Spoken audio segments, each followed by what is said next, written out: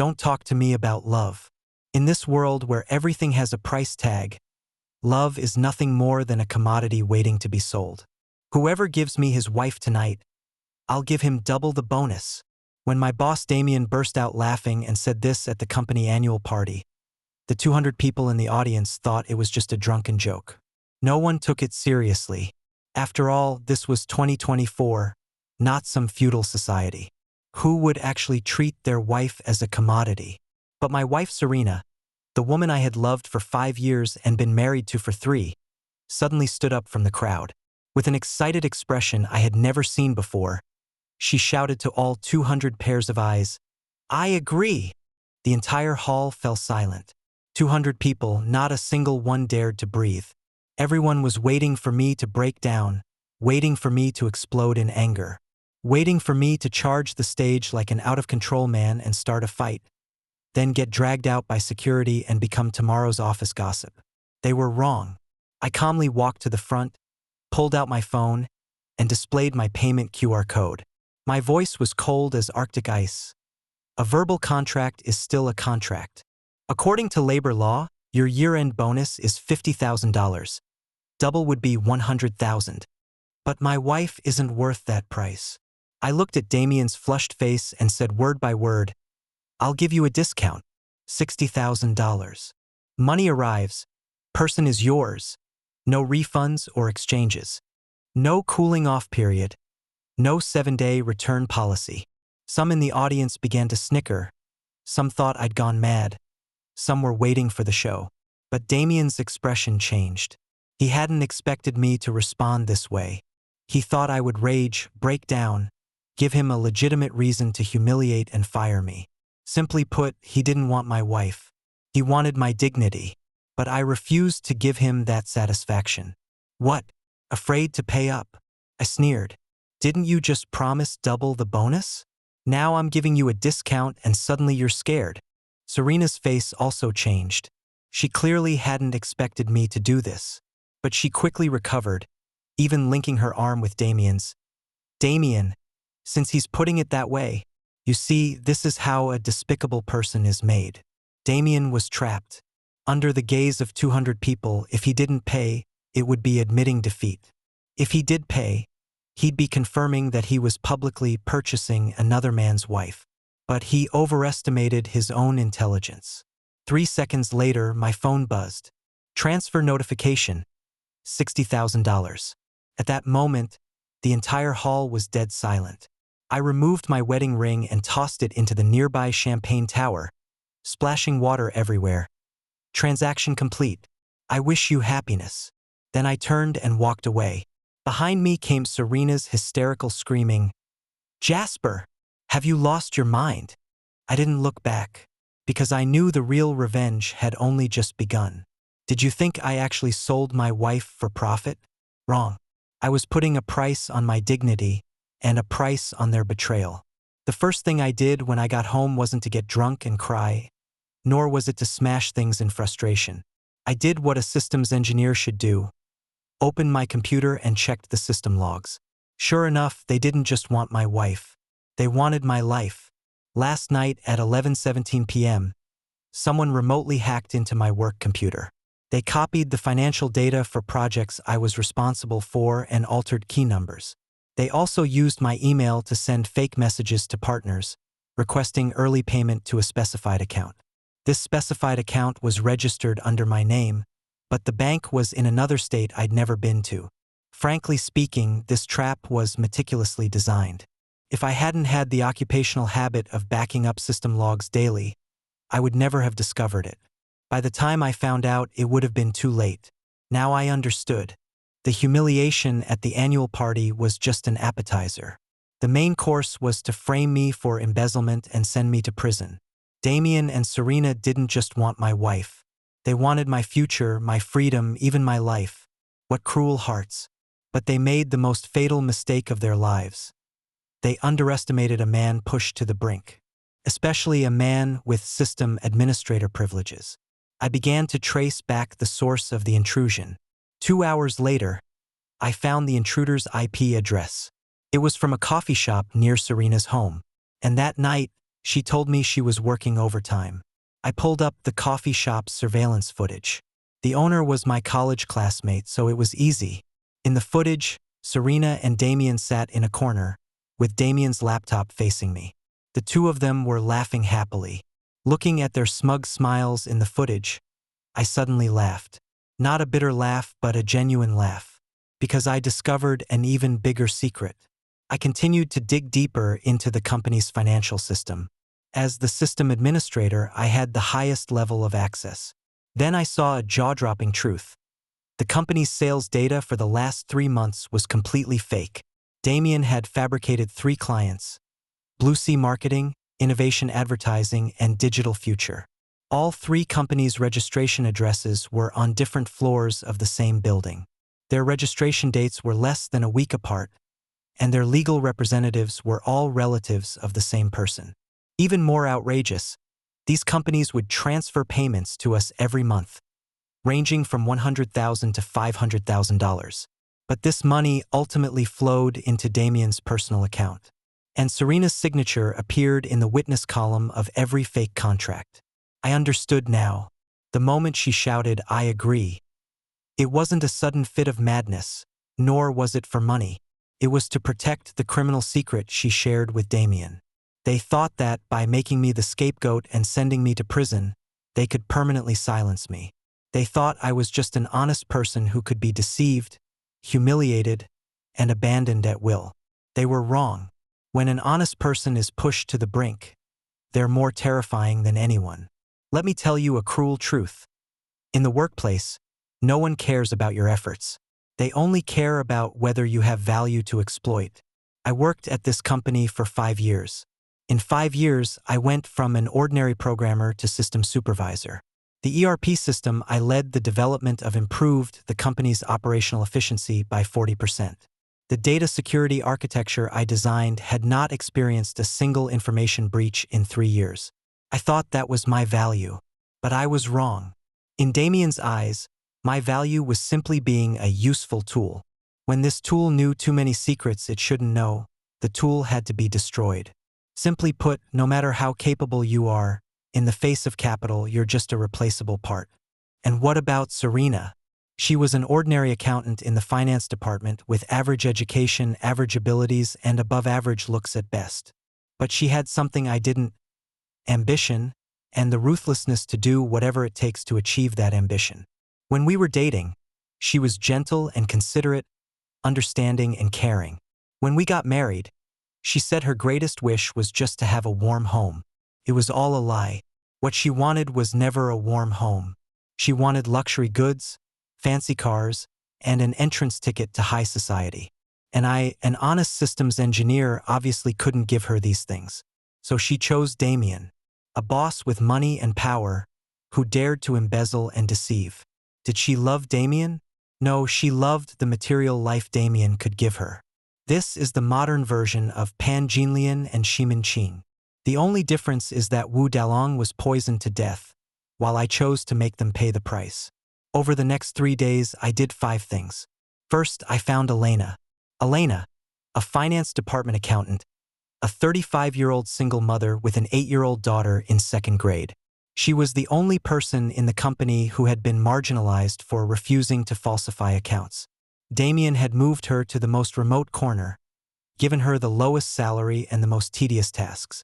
But she hadn't resigned, because she needed this job to support her daughter.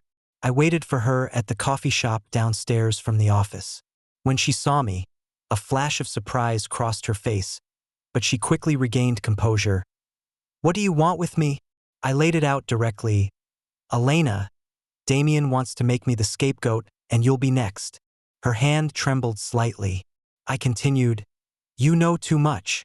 You know how those fake accounts were made. You know where the money went.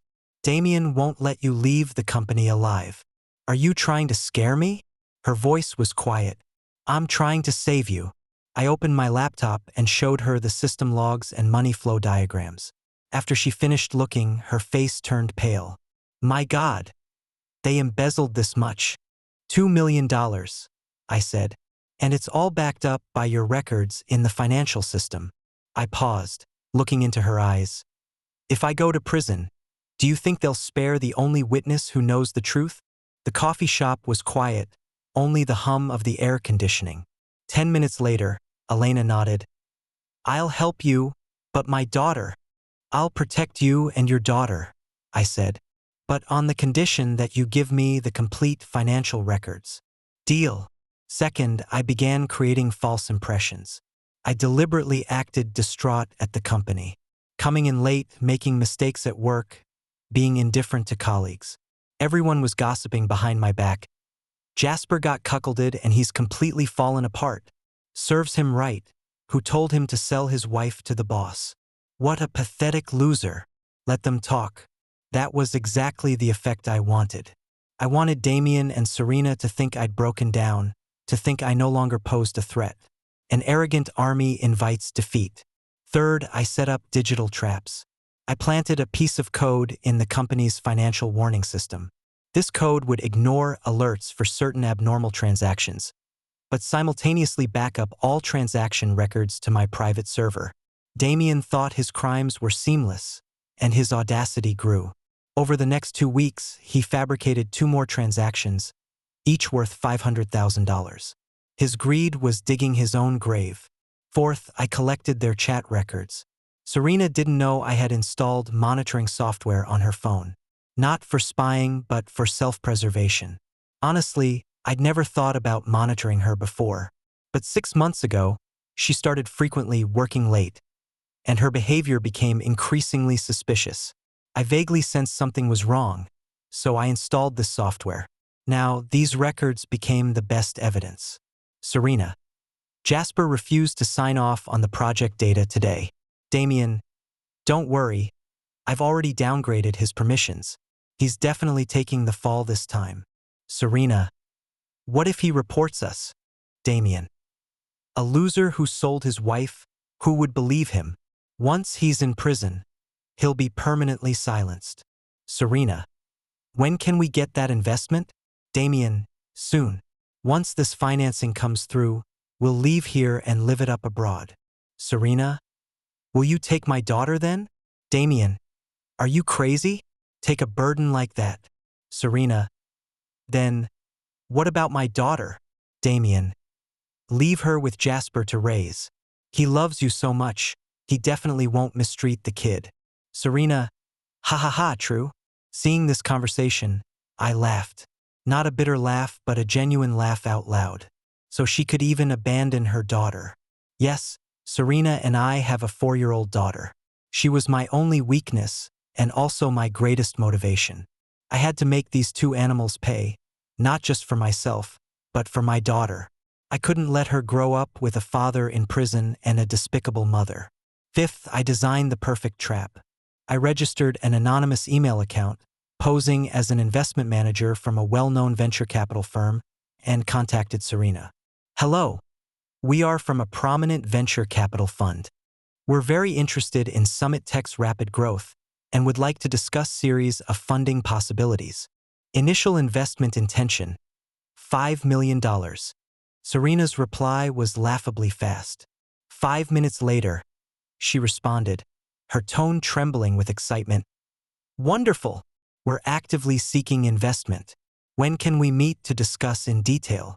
She immediately arranged a video conference with Damien. Greed made them lose all basic vigilance. In the video conference, Damien wore a suit and eloquently introduced the company's brilliant achievements.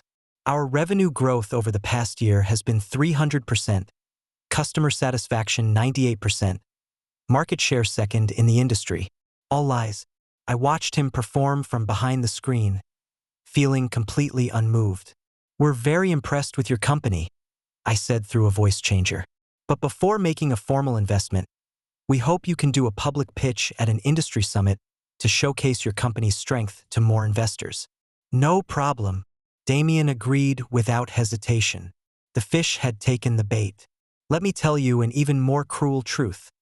In this world, kindness has never been a virtue, but a weakness that can be exploited. For 5 years, I dedicated myself to this company, working overtime, never calculating personal gains and losses. I thought this was professional spirit. But in Damien's eyes, it only meant I was easy to bully.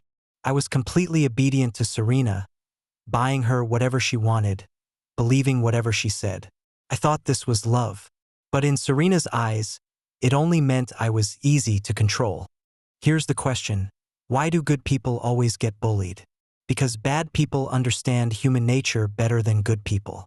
They understand that kind people all have one fatal weakness. They don't dare to tear off the mask.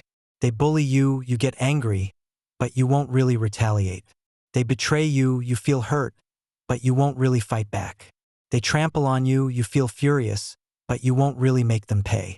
Because you're a good person, you're above stooping to their level. This is the greatest tragedy of good people. You think your kindness is cultivation, but in their eyes, your kindness is weakness. You think your tolerance is magnanimity, but in their eyes, your tolerance is vulnerability. Frankly speaking, this world has never lacked kind people. What's lacking are kind people who dare to fight back. So I decided I would let everyone who bullied me know that kindness is not weakness, tolerance is not surrender. When a kind person decides to stop being kind, that's when evil people finally learn the meaning of fear. 3 weeks later, the industry summit was held as scheduled. Location: the grand ballroom of a 5-star hotel. Attendees: over 200 investors, more than 50 media outlets, countless industry leaders. This was the execution ground I had meticulously prepared. On the day of the summit, I infiltrated the venue. Damien stood on stage in a suit, with a giant screen behind him displaying fake, brilliant achievements. Serena sat in the front row, wearing a newly bought suit, her face bearing a smug smile. They thought today was their coronation. In reality, it was their funeral. Ladies and gentlemen, Damien cleared his throat, his voice booming. I'm honored to present to you Summit Tech's astonishing growth. He clicked the remote, preparing to display the 300% revenue growth. But what appeared on the screen was a complete money laundering flowchart. Blue Sea Marketing Damien's personal account, $1,250,000. Innovation Advertising Damien's personal account, $890,000. Digital Future Damien's personal account, $760,000. Every transaction's time, amount, handler, and bank account was clearly marked. The audience began to stir. Technical malfunction. This is a technical malfunction. Damien frantically pressed the remote, the color rapidly draining from his face. The screen continued to switch. Displayed were his and Serena's chat records. Jasper is such an idiot. He sold his wife for $60,000. He thinks taking the money settles everything? He's going to prison. No one will believe a man who sold his wife for profit. The audience erupted in massive commotion. Investors began whispering to each other, media frantically taking photos, security personnel attempting to rush the stage. But it wasn't over. The venue's speakers suddenly played a recording, a conversation after the annual party. Damien's voice. Once we get the investment, we'll say he embezzled company funds and fled. Serena's voice. A loser like that, no one would sympathize even if he died. Damien. Right, we'll fabricate some more evidence so he can never turn things around. Serena. That idiot actually thought I ever loved him. How laughable. 5 minutes of recording, detailing their complete plan to frame me. The venue completely exploded. Investors began leaving their seats. Media surged toward the stage. Damien collapsed on the ground, his face pale as paper. Serena stood up trying to escape, but was stopped by security. Just then, law enforcement officers pushed through the door. Damien, Serena, you are under arrest for suspected financial fraud, document forgery, and money laundering. 2 agents stepped forward and handcuffed them. Serena roared hysterically, "No, it's not like that. It was Jasper. He framed us." She spotted me in the crowd. Her eyes shifted from shock to anger, from anger to fear. "Jasper, you lunatic. You've ruined us." I calmly walked up to her, as calm as if discussing the weather. "I didn't ruin you," I said. "I just made you pay the price for your choices." I held up my phone, displaying the $60,000 transfer record. "By the way, I submitted this money as evidence to law enforcement. Now it's become ironclad proof of your bribery and acceptance of bribes. Serena's face instantly turned deathly pale. She finally understood. From the moment she shouted, "I agree," at the annual party, from the second Damien transferred $60,000 to me, they had already lost. I wasn't selling my wife. I was fishing, and they were the two stupid fish. Some people think tearing off the mask is the greatest revenge, but the real revenge is letting them be publicly disgraced in front of everyone. When you think you're playing others, often you're the one being played. As Serena was being led away by law enforcement, I stopped the agent. "Wait, I have something to say." I walked up to Serena and looked into her bloodshot eyes. "Do you know why I didn't stop you from shouting 'I agree'?" She bit her lip, saying nothing. Because in that moment, I suddenly understood one thing. You never loved me. What you loved was only the stable life I could give you. And when you discovered Damien could give you more, you abandoned me without hesitation. I paused. So when you shouted, "I agree," I actually felt relieved. Because I finally didn't have to keep pretending to love someone who didn't love me. Tears streamed down Serena's face. "Jasper, don't call my name," I interrupted her. "From the moment you shouted, 'I agree,' we became strangers." I turned to the agent. "One more thing. Serena and I have a 4-year-old daughter. I'm applying for custody." Serena's head snapped up.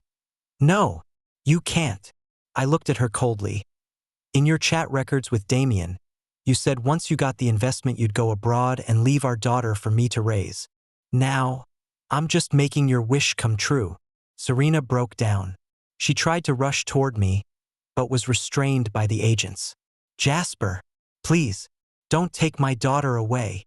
I didn't respond, because I knew a mother who could abandon her daughter, a woman who could betray her husband for money, didn't deserve to be a mother. Before Damien was taken away by law enforcement, he shouted at me, "You think you've won? A loser who sold his wife? Who will hire you? Your life is over." I laughed loudly. "Damien, do you know why I waited 3 weeks before closing the net?" He froze. "Because I needed you to continue your crimes, needed your evidence to pile up more and more, needed you to dig a bottomless pit, then jump into it yourselves." I walked closer to him and said in a low voice, "You think I'm a loser? No, I'm a hunter. And you were just prey. As for work," I smiled. "The whistleblower reward from law enforcement was $100,000, enough for me to rest for a year. And you? Enjoy your time in prison." Damien's face completely contorted. He wanted to say something, but was forcibly taken away by the agents. After the summit ended, I sat alone in the hotel lobby. People came and went around me, no one noticing me. I opened my phone and saw countless news alerts. Tech company CEO arrested for fraud. Amount exceeds $2 million. Annual party wife selling incident reversal. Husband orchestrates 3-week precision revenge. Modern workplace unwritten rules. How kind people can protect themselves. The comments section exploded. Some called me a hero. Some called me crazy. Some said I shouldn't have sold my wife at the annual party. But no one asked, why would someone publicly demand another person's wife at an annual party? No one asked, why would a woman agree to be traded in front of everyone's eyes? No one asked, why has workplace culture deteriorated to this extent? Simply put, everyone was just watching the drama. No one was reflecting on the root cause. Let me tell you the truth. This society has long been sick. Where is the sickness? The sickness is that we put a price tag on everything. Love can be priced, loyalty can be priced, dignity can be priced, even humanity can be priced. As long as the price is high enough, there's nothing that can't be sold. Damien offered $60,000. Serena agreed. If Damien had offered $600,000, she would have been even more excited. This isn't an isolated case. This is a disease of our times. Why can influencers tear each other apart for traffic? Because traffic can be monetized. Why can employees frame colleagues for promotions? Because positions mean profit. Why can couples go to court over property? Because money is more tangible than feelings. In this era, anything that can't be monetized is garbage. Love? Garbage. Loyalty? Garbage. Dignity? Garbage. Only money is hard currency. This is why Serena chose Damien. This is why Damien dared to publicly demand another man's wife. Because they knew that in this era, everything can be traded. And I simply used their logic to destroy them. 3 days later, law enforcement announced the complete investigation results. More shocking than I imagined. Damien's embezzlement and fraud of investors totaled not $2 million, but $3,500,000. Besides the 3 shell companies I discovered, he had fabricated 2 other partners. Even more terrifying, he didn't just defraud the company's money, he also defrauded 4 real investors. These 4 investors had originally wanted to invest in the company, but the money ultimately went into Damien's personal account. And what about Serena? She wasn't just an accomplice.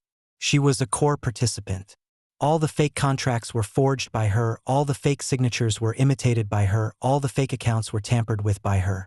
She even had a little black book detailing the distribution of every sum of dirty money. Damien took 70%, she took 30%. Over 3 years, she had received over $1 million. And me? I took home a dead salary of $8,000 a month, worked overtime until late at night, and still got complained at by her for not being ambitious enough. Ridiculous, right? She was embezzling company funds to buy luxury goods while scolding me for not buying her designer bags. She was having an affair with the boss while playing the loving wife at home with me. She was planning to flee abroad while discussing our daughter's education fund with me. This was the woman I loved for 5 years. This was the wife I thought would be with me for life. Looking at law enforcement's report, I suddenly felt these $60,000 were worth every penny. 2 months later, the court issued its verdict. Damien, financial fraud, money laundering, document forgery, multiple charges combined, sentenced to 8 years in prison. Serena, fraud, document forgery, joint crime, sentenced to 5 years in prison. Additionally, the 2 had to jointly compensate the company and investors for losses, totaling $4 million. On the day of sentencing, I didn't go to court because I didn't want to see their faces anymore. But my lawyer sent me photos from the scene. In the photos, Serena was crying hysterically. Damien was expressionless, like a walking corpse. 8 years, 5 years. This was the price they paid for greed. And me? I received $100,000 in whistleblower reward from law enforcement, full custody of my daughter, $200,000 in emotional damages awarded by the court, deducted from Serena's dirty money, $50,000 in compensation from the company, because I was framed. Total, $350,000. More importantly, I got back my dignity, I got back my life, I got back my daughter's future. 6 months later, I established my own anti-fraud consulting company. Company name, Digital Sentinel, specializing in helping businesses establish internal control systems, identify financial crimes, and prevent workplace fraud. Elena became my business partner. She brought 10 years of financial experience. I provided technical support. In the first month, we signed 3 clients with revenue of $120,000. In the third month, clients increased to 10 with revenue of $500,000. In the 6th month, we received our first angel investment, $2 million. The investor said, "In this era full of fraud, your services are an essential need." Elena's daughter could finally attend a private school. My daughter, under my care, slowly emerged from the shadows. She asked me, "Daddy, when is Mommy coming back?" I crouched down and looked into her eyes. "Mommy did something wrong and has to go somewhere to reflect, but Daddy will always be with you." She nodded and gave me a big hug. In that moment, I felt everything was worth it. 1 year later, on a certain day, I was working in a coffee shop. The TV suddenly broadcast a news story: female prisoner Serena's good behavior in prison may lead to sentence reduction. The waitress glanced at it and muttered, "Isn't that the woman whose husband sold her at the annual party? Serves her right." I smiled but said nothing. I didn't tell her that the man who sold his wife was sitting right in front of her. I also didn't tell her that the man never actually sold his wife. He was just putting a price on his dignity. Just then my phone rang. Another company needed anti-fraud consulting. I answered the phone. Hello, this is Digital Sentinel. I'm the founder, Jasper. The other person said, Jasper? Is that the Jasper from the annual party incident? That's me, I answered calmly. Oh my God. I found you precisely because I saw your story, the other person said excitedly. Our company is also facing a similar problem. I opened my computer and began taking notes. Please tell me more. Outside the window, the sunlight was just right, people coming and going on the street. This world is still full of deception, betrayal, and greed. But at least I'm no longer a victim. I am a guardian.